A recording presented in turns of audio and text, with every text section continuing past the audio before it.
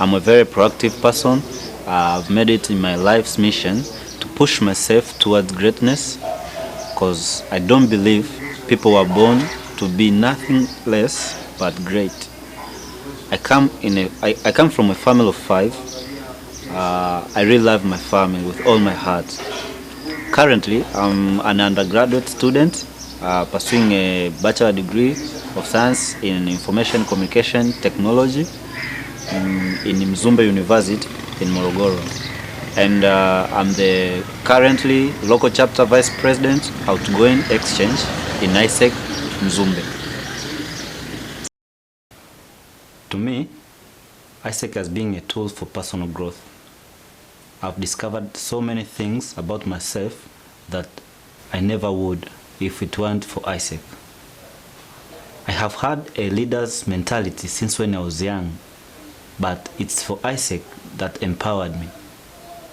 I have a lot to thank ISEC.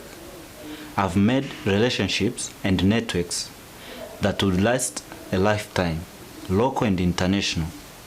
I believe in a more better, prosperous future for ISEC in Tanzania because the current MC team is working so hard to push ISEC in Tanzania into ISEC map in Africa.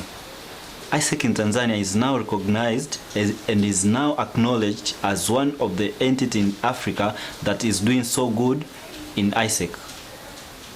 This is just because the efforts that are shown and pushed on with the current MC team, working with the LCs in Tanzania to bring up the goals that they were set. What else makes me believe in a more better prosperous future for ISEC in Tanzania is the ISEC 2020 mission or goals that we should grow disruptively in numbers, we should engage everyone everywhere, we should shape what we do around what the world need.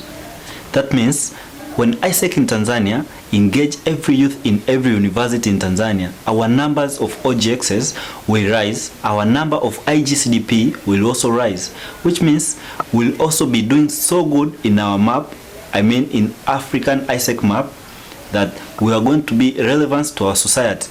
That the thing that makes me believe that we are going to have a more know about me is I'm charming, I'm friendly, I'm so curious.